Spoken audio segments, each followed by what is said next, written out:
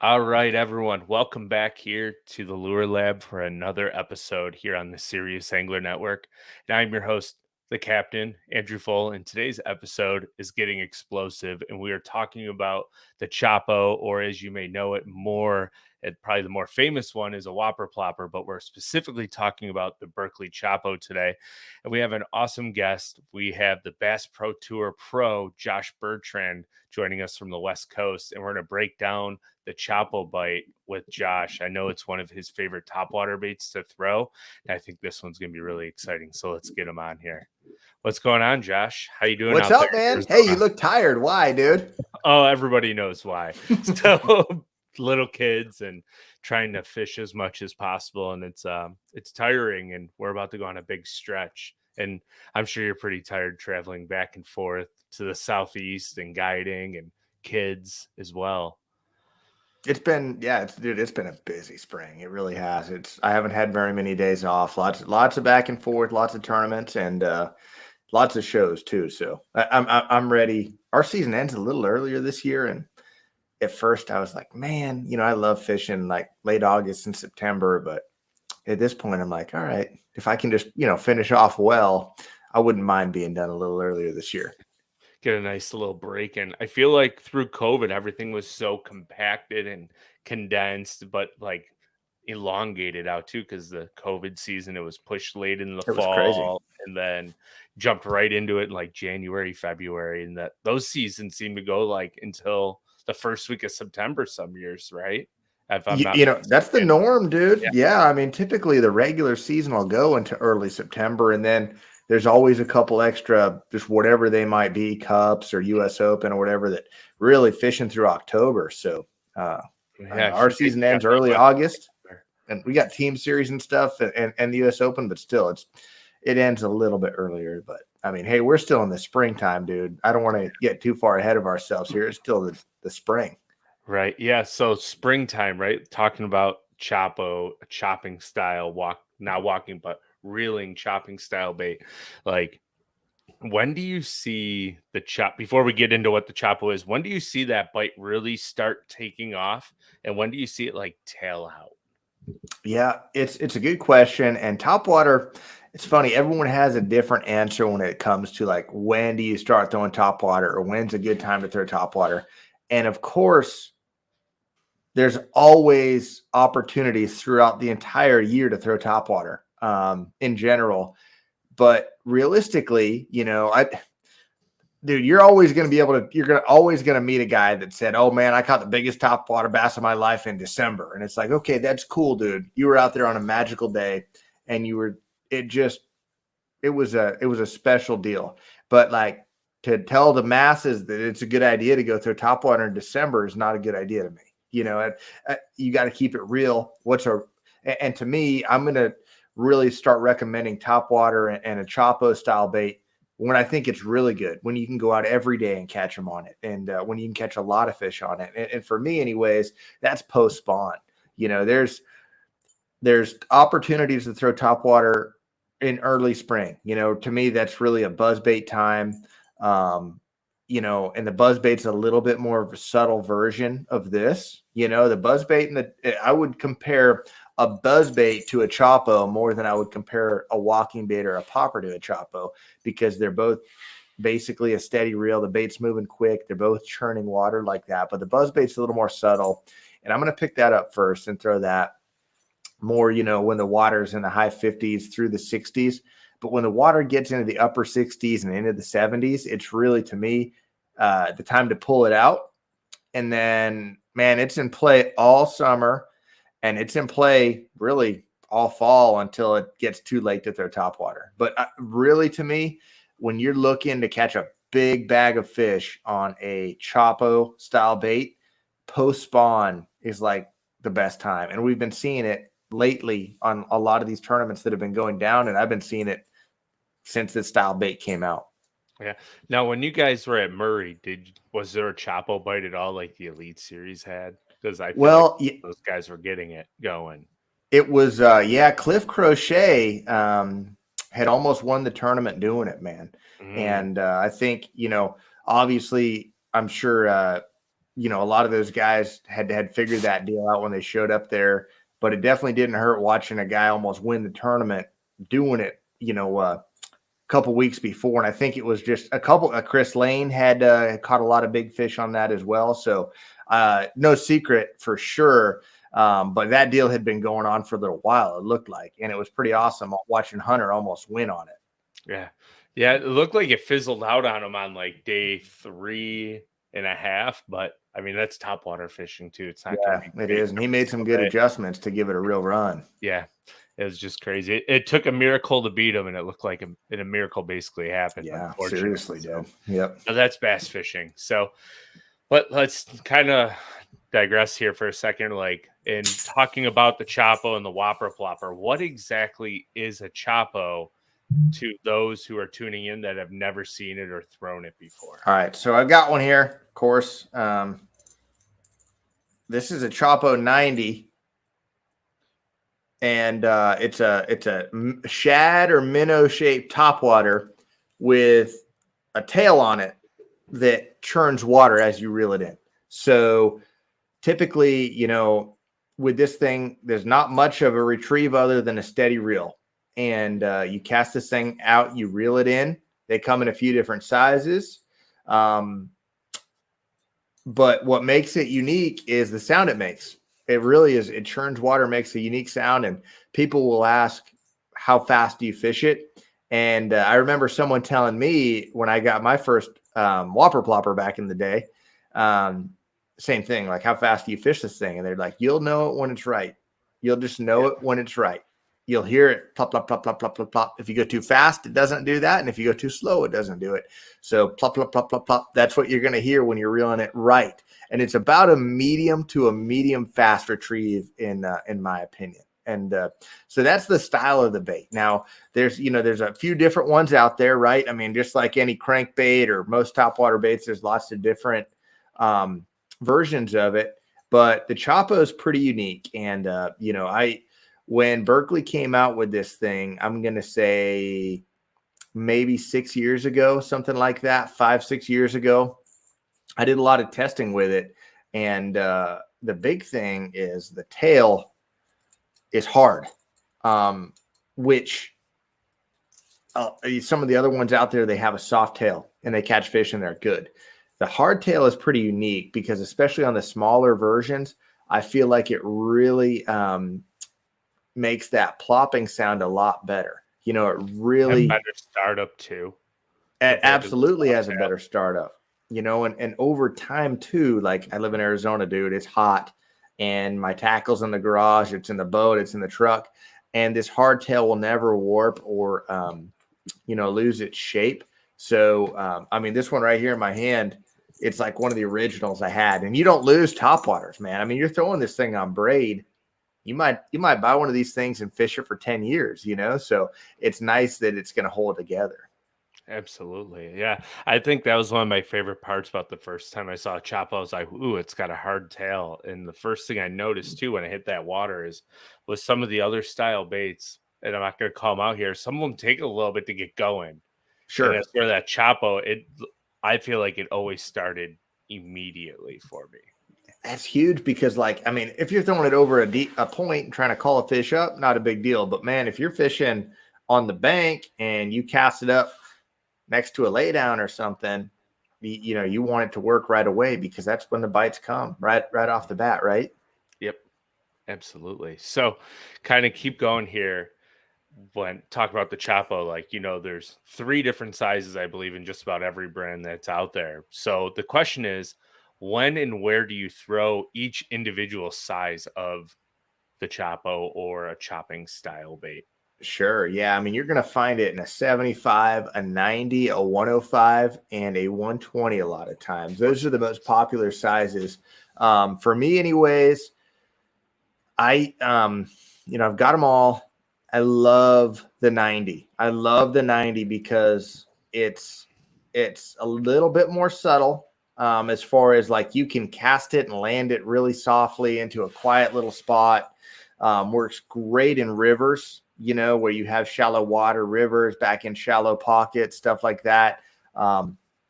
it's the size of a bait fish. You know what I mean? And like I can throw it on like a 7-foot medium action rod. It's just a breeze to fish, and it being a little smaller, I think naturally you're going to get a few extra bites on it. You know, not that you can't catch a lot of fish on the bigger sizes, but I just think being a little bit smaller, if you did the numbers on it, you're going to end up catching a few extra fish on the 90. It's kind of my favorite.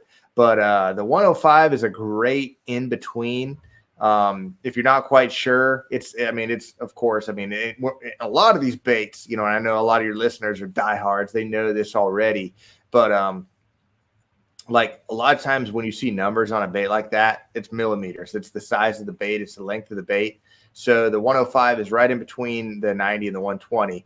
And it's a great all around size, man. You could throw it both rivers, out on across points on big lakes and stuff like that. And then when you're really looking for a big bite, and you're on a big body of water that's got big fish, the 120 is awesome. I use it a lot when I'm fishing like states like Texas.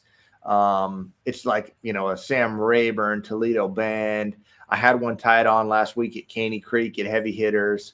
Now those dang fish didn't want to eat anything moving more than 1/10 of a mile an hour on the bottom. So Sure. I had a drop shot to catch those. But if they would have been normal fish, they would have eaten it really good. Florida, that big one's really good. So there's a lot of opportunities to do both. And then also you look at the water conditions too. When you have slick, calm conditions, smaller is better a lot of times. And then, if you've got some chop and you're really trying to call the fish up, that 120 is a good size. But they're all a little bit different. You're going to use a little bit different tackle for each one of them.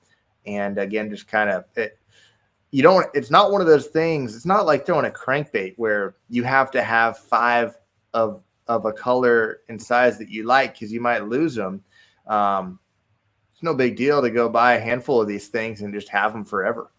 Yeah, I think that's one of the best parts about Topwater, unless you're in the north and a pike comes up and bites it off, which happens from time to time. Oh, man, I feel bad for you after those.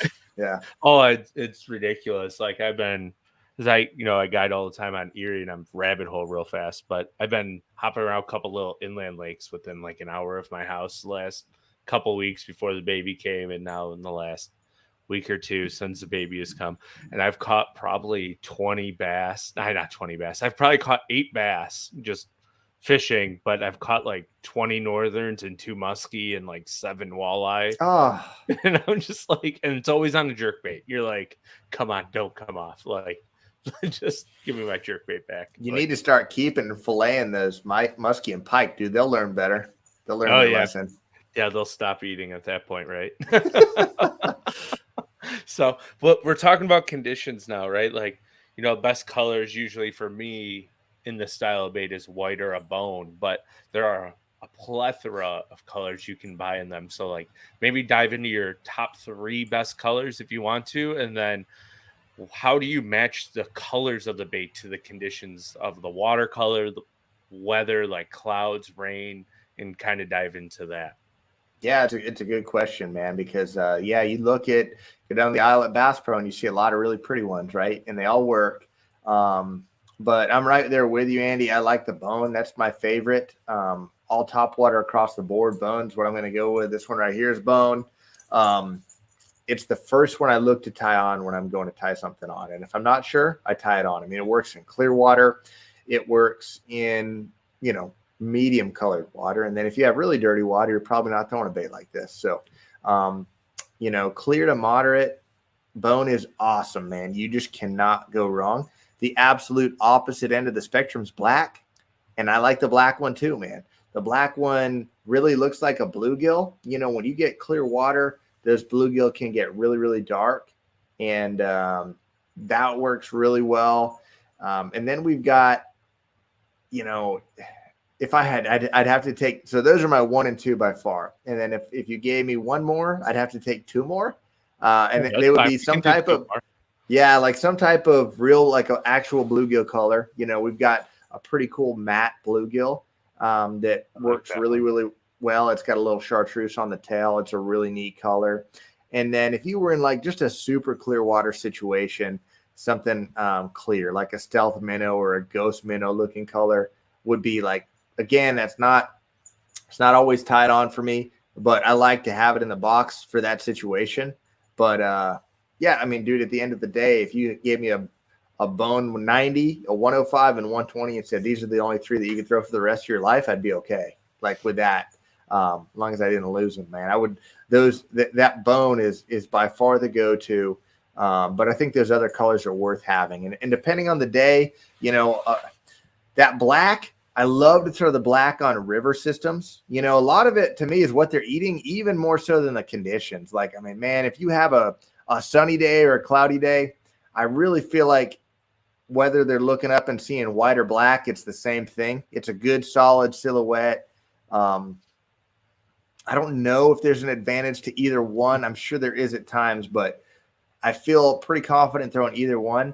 But I will say, if I really think the fish are keyed in on shad, I like the whites or the shad colors. And then if I think they're eating a lot of bluegill, or if I'm on a body of water where they're just like a river system and stuff, where you have a lot of brim and stuff like that, the black is really cool. So basically, what you're saying is you're chasing spawns like shad spawn, bone, bluegill spawn, black, and if you can kind of just correlate that together, you're probably going to be better off and getting more bites and putting more bass in the boat. Or Yeah, I cod think or that's a fair statement this time of year, and then as you get later, into the summer and fall, that kind of stuff's done with. But yeah, right now, yeah, I mean, we were talking about Lake Murray, guys like Hunter throwing that thing, bone, right? I mean, you cannot beat bone. But if I was at, if the shad spawn wasn't as good and I was seeing a lot of brim beds and stuff, yeah, that black or a bluegill color would be good for sure. But again, dude, it's the topwater is, you get the right day, the right conditions, you could paint it probably pink and they might eat it, dude. I don't think it matters. Not as much as I think sometimes we give it credit for. It's a matter of like, are the conditions right? Pick it up and they'll bite it. If the conditions aren't right, you could have a custom painted, most beautiful thing you've ever seen, and they're not going to eat it. Yeah. So kind of dive in there as we're on like the color line. And I'm going to say a modification that I've done, but do you make any modifications to your Choppo bait? And before you get started, I'm going to tell you one thing that I've done with my Please, Choppo, let's hear it. smallmouth. The big bone one, like the 110 size, I've actually taken like a chartreuse Sharpie and done the belly of it Sharpie just to give it that contrast. And I feel like it helps them hone in on it just a little bit better. Nice. I like that. Yeah. Smallmouth are suckers for chartreuse, dude. There's no question about that. They love that, man. Wow. That's a good one. Dude, honestly, to me, it's a testament to the bait that I don't make any mods to it ever. It's such a good bait out of the package. I don't think you have to do a single thing to it. You don't have to tie a fancy knot, tie a Palomar knot with braided line, and you're good to go. And it comes with good round bend hooks. There's a lot of different hooks on the market, and I find myself going to EWGs or O'Shaughnessy style bends from time to time on some stuff. But on a topwater, I firmly believe that you want to keep the round bends on there, and they come with the right size hooks. I mean, like, it's nice to get a topwater bait that actually comes with the right size hooks, and they're good hooks. The Fusion 19s are good hooks for sure. They're super sharp. I've actually had one almost go through my finger before, so I'm a fan of Fusion 19s. The only thing, like, and I'm not knocking them here, and a topwater bait isn't going to be bashing through rocks, but it is not. The Fusion 19 is not my preferred crankbait hook because I found when they hit rocks, all hooks dull fast, but I found other hooks that don't dull quite as fast as a Fusion 19 when I pull them through rocks. But otherwise, they're awesome hooks. Yeah, no worries on a topwater. That's for damn sure with that. Absolutely not, unless you're casting them into the rocks. So just control your cast, right? So easier said than done, but I get it. Yeah.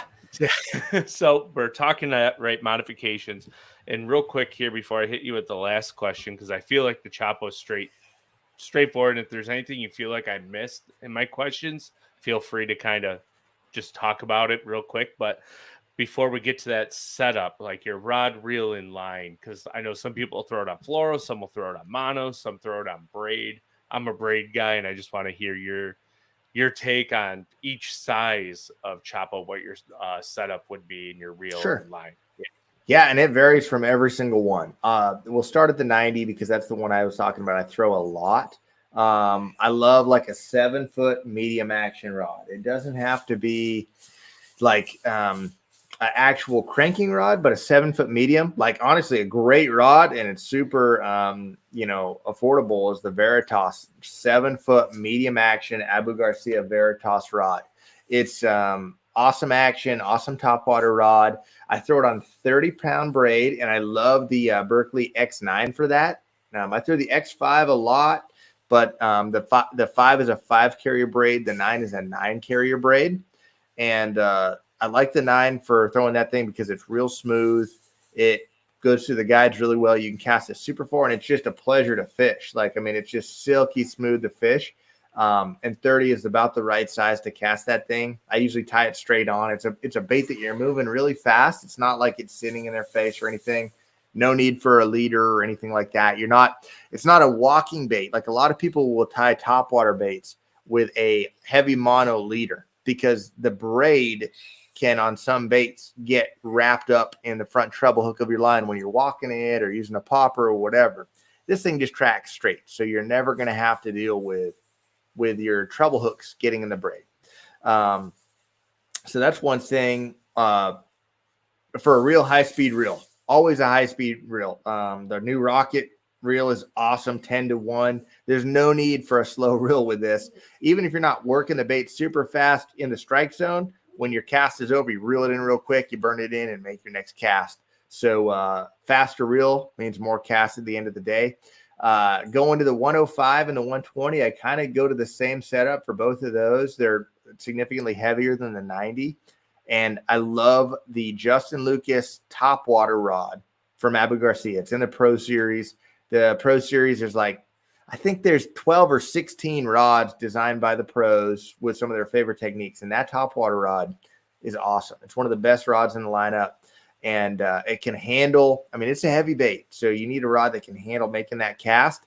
But it's got a soft enough tip. We're still dealing with treble hooks and braid. So, braid, there's zero stretch there. So you need a little bit more give in your rod. So, that rod is a 7.3 medium heavy, but it's got a much softer tip than most medium heavies. It's a really good topwater rod. 50-pound, 40 or 50. With the big one, I don't mind 50, and I don't really mind 50 with either one. It casts fine. The baits are heavy. 50-pound braid, Berkeley braid, and then same reel, fast reel. 8-1 at least, but the 10-1 Rocket is pretty neat.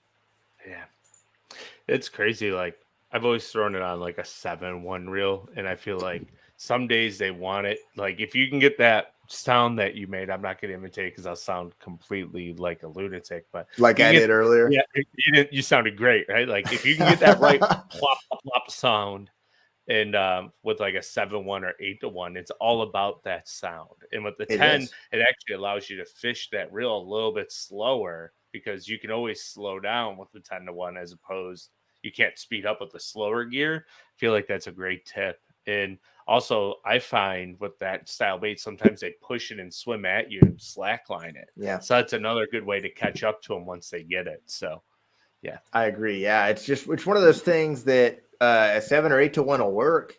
If you can get a 10-1, dude, and you can adjust your retrieve. By the end of the day, you got an extra 20 casts. That's 20 extra chances to catch a fish. It would put more fish in the boat over time if you did the math, I'm sure, right? Oh, absolutely. And I'll leave that up to somebody who's better at analytics and doing math than myself. So yeah, I hear you, dude. And I'm with you. I'm just assuming more casts, more fish, dude. Yeah, let's hope more casts, more casts in the right areas. Because you could cast and cast and cast and never be in the right area and never catch fish. Yeah. So, and that's one. Dude, I know you got other questions, but I definitely don't want to not hit the point that like this topwater over other topwaters. One of the reasons I love it is the ability that it gives you to cover water. Like I love throwing a walking bait, but this thing you can fish so much faster than a walking bait. And like, dude, sometimes you do have to call the fish up with a walking bait and convince them to bite it. There's definitely times when the fish are in that mood.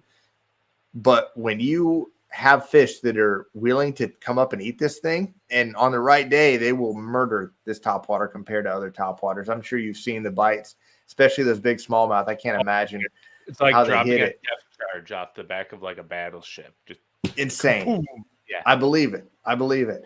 But that's what I love about this is you can cover so much water. So you're talking about casting it in productive water, and like, man, it's a great tool, and it's going to draw bigger than average strikes. So like, I don't know, dude. I think it's one of the best topwater baits ever invented, and for one, just because it's cool, it's fun to watch them eat it. It gets big bites, but it's such a good tool for getting in the right area, finding the right fish. It's got the ability to where you can fish it fast and make a lot of casts with it. But you can also draw fish up to it. You don't have to hit a fish in the head to eat this thing. It's got that drawing power that something like a walking bait has too. Yeah.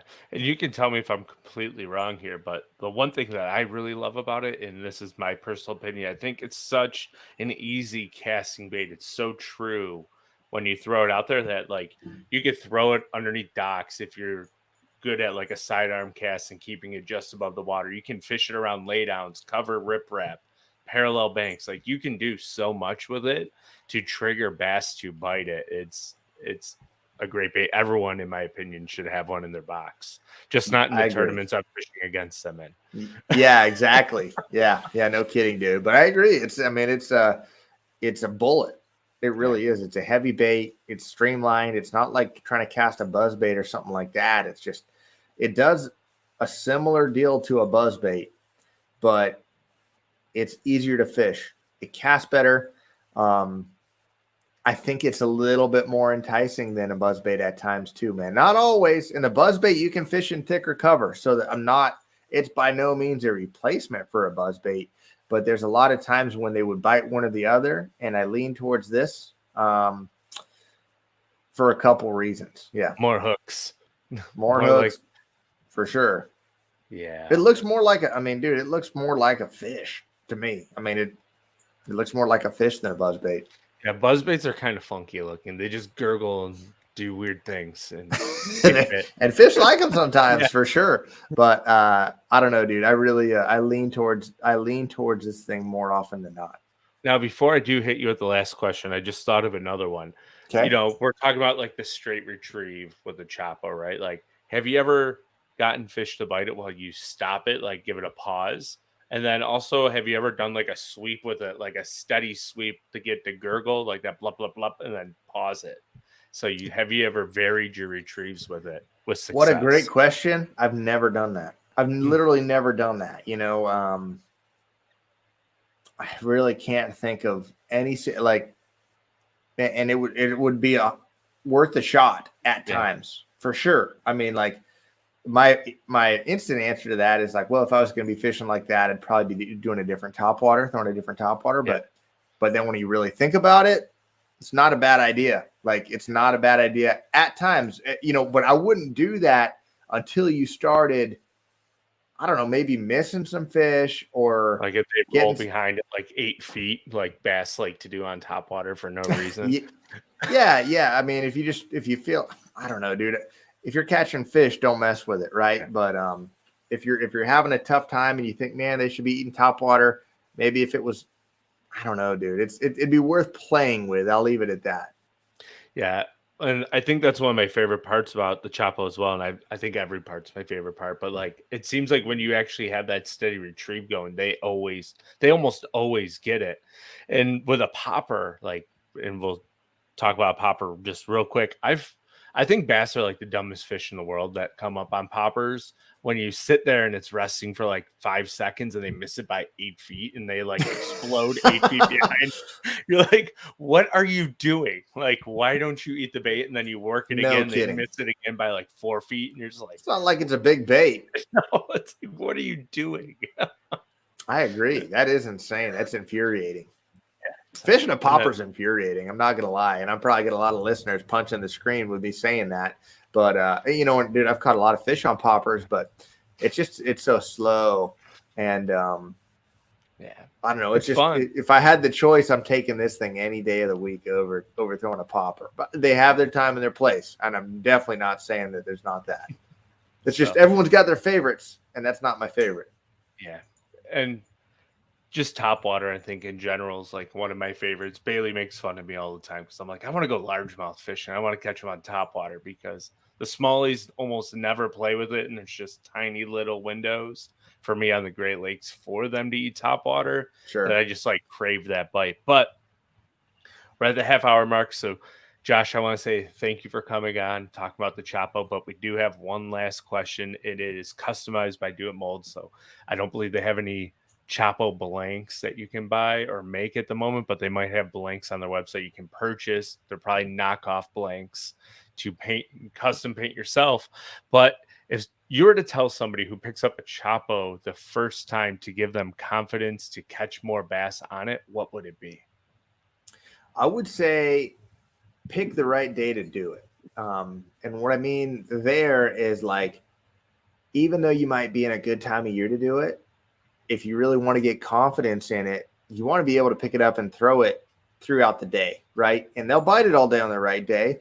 But if you can find a day that's lower pressure, maybe some clouds, right water conditions, relatively clear water, I think that's going to help your experience a lot. What I've experienced a lot of times is when you throw it on the wrong day, you're still going to get blow ups, but you do miss more fish. You lose more fish and you do get less blow ups. So, a higher pressure day like that might not be the day to do it. Now is an awesome time.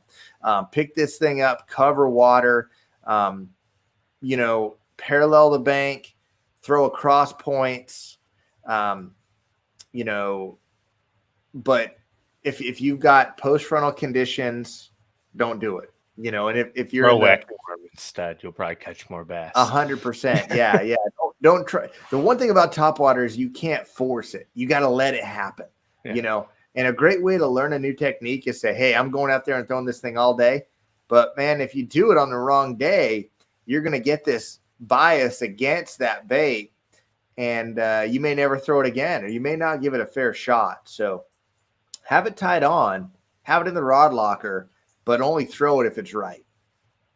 Yeah, I agree. I just thought of a really good serious angler show, and that's how to catch bass that blow up but miss your topwater baits. Like how to It's follow good. up with them. Like I'm like, ooh, now that could be a good episode there because there's so many different things you can do depending on the vegetate vegetation underneath or what cover you're fishing. I apologize for my language there. Good gosh, like just No, I that's need to. good. And I think it's real easy to get a blow up and miss it and forget that fish exists. But I think you see like some of the best fishermen I know make mental notes and they either follow up and catch it now or they go back and catch that dude later in the day. Not always, but there's times when I've heard the story too many times from some of the best dudes on tour of like, yeah, dude, I saw this fish or this fish blew up on my topwater in the morning and man, I had 4 fish in the live well, and I was in that same creek, and I remembered that one that blew up on my topwater sitting next to that stump.